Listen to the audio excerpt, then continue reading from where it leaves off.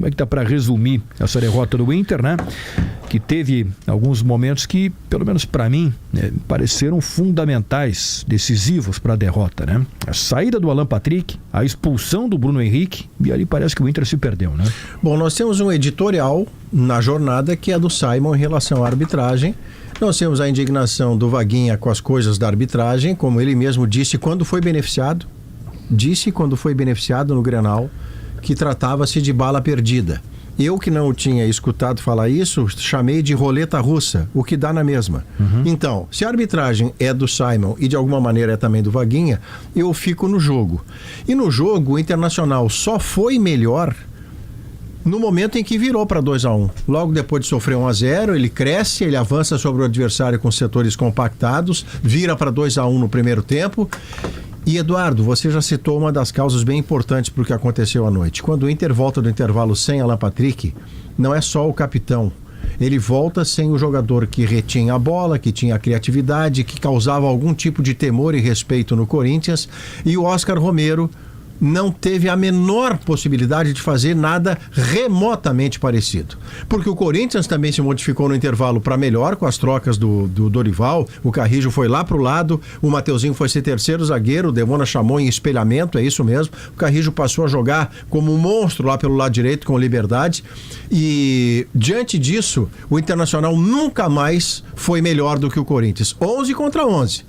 Quando finalmente vem a expulsão, num segundo cartão amarelo, o Inter, que já não tinha a bola retida no Oscar Romero, passa a ter a bola ainda menos. E o Corinthians está sendo modificado todo o tempo, com uma energia de 40 mil pessoas, com os bons jogadores que tem. O Corinthians foi para dentro do Inter. 2 gols anulados, pênalti pretestado, até que finalmente faz um 3-2, o 4-2 já sai no xixi. O 4-2 já é aquele em que o Internacional está tentando o empate, já está todo mundo fora do lugar. Então, eu não vejo o resultado no jogo, eu não vejo o resultado injusto. O Internacional só foi melhor no tempo que virou. Antes e depois, não. Então, 4-2 Corinthians. Vaguinha.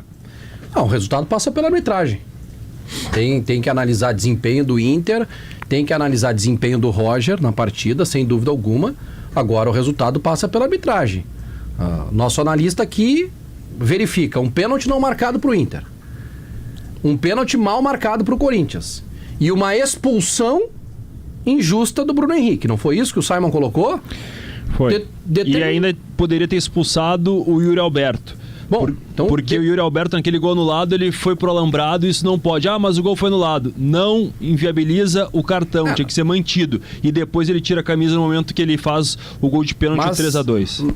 Mas ele anulou 2 gols do Corinthians e Itaquera. Anulou 2 gols porque tinha que anular. Porque foi falta no jogador do Inter. Então, a análise do jogo, ela não pode ser independente disso. A análise do jogo é em cima de erros da arbitragem. Vaguinha, mas o Inter também foi beneficiado em outros jogos. Eu sei disso, mas vocês querem que eu chore porque o Inter foi beneficiado ali atrás? Eu não. Chora o Grêmio. Choram os gremistas no Clássico Grenal. Eu fui justo. Ainda bem que o Maurício lembrou aqui. Eu fiz a análise justa. Lá no Grenal eu disse: a arbitragem é uma bala perdida. Hoje pegou no Grêmio, amanhã vai pegar no Inter. Pegou no Inter, eu tenho que falar. Passa pela arbitragem qualquer análise do jogo. Bom, dito isso, Marquinhos me ajuda aqui. Tá? Marquinhos tá aqui. Vamos lá. Aos 2 do segundo tempo, o Bruno Henrique recebe um cartão amarelo. Aos 12 do segundo tempo, o Roger, ao invés de tirar o Bruno Henrique, tira o Thiago Maia. Sim. Aos 17, vem a expulsão do Bruno Henrique, que a gente sabia que qualquer coisa que ele fizesse, o juiz ia marcar. Pra mim, nem falta foi. Aí o juiz foi lá e deu o cartão. Mas o Roger assumiu um risco que não precisava. Sobre o jogo, primeiro tempo, o Inter entra nitidamente pra fazer um jogo de anulação ao Corinthians, que eu não gosto. Resultado, sai perdendo de 1-0. Vai lá e faz mais difícil. Vira o jogo, jogando bem. Antes do primeiro gol tem um lance do Wesley. Vai lá, faz o gol de empate. Vira numa jogada muito bonita. E aí, a outra análise do jogo.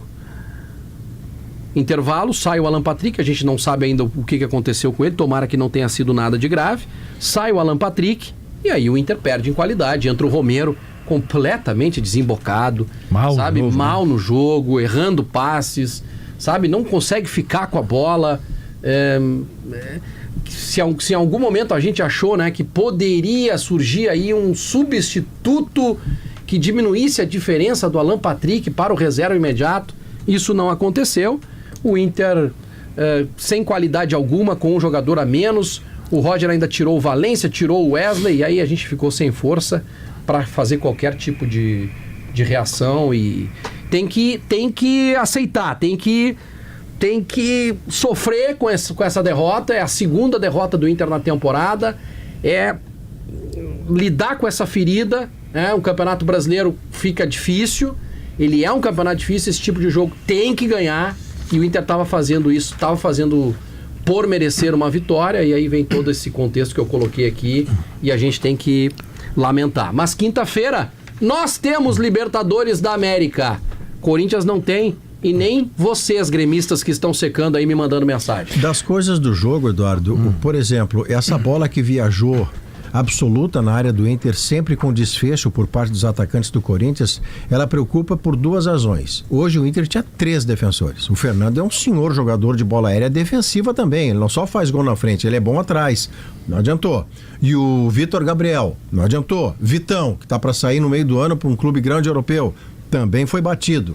O Inter não conseguiu conter nem com seu trio de defensores, e a outra alternativa, que era evitar a fonte, ou não deixar cruzar, ou dificultar o cruzamento para não sair limpo, o Inter também não conseguiu fazer. Não conseguiu dobrar a marcação em quem tinha a bola. Ah, mas um homem a menos. Simão, você recebeu a bola na linha lateral, você vai fechar em cima desse cara, ele não vai cruzar livre. O Inter não conseguiu fazer isso.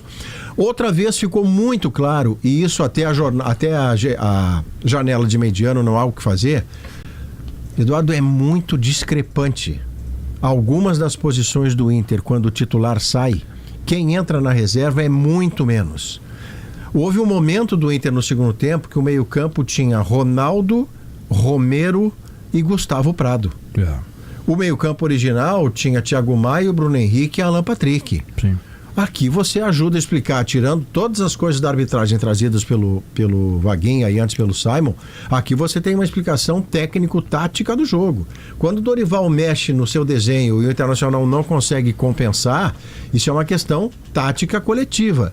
E nós vamos ter que chegar, infelizmente, eu não queria chegar, mas nós vamos ter que chegar em mais uma partida em que o Internacional não pôde contar com o seu atacante principal que minimamente incomodasse a zaga adversária. O Valência, quando sai, é como se não tivesse entrado. E isso é um problema recorrente do Inter quando é visitante, quando é anfitrião, quando é propositivo, quando é reativo.